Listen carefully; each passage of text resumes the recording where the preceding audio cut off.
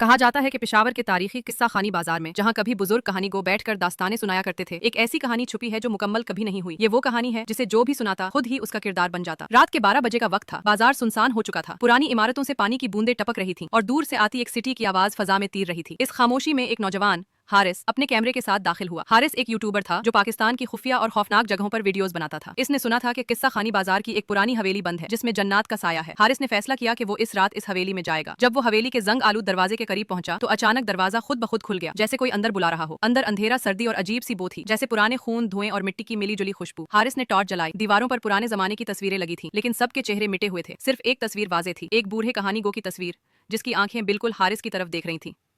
हारिस ने यूं ही कमरे में कदम रखा, इसका कैमरा खुद ब खुद बंद हो गया और मोबाइल की स्क्रीन पर एक पुरस्रार जुमला चमका, कहानी को मत छेड़ो। हारिस घबरा गया। वो मुड़ा ताकि वापस भागे, लेकिन दरवाजा बंद हो चुका था।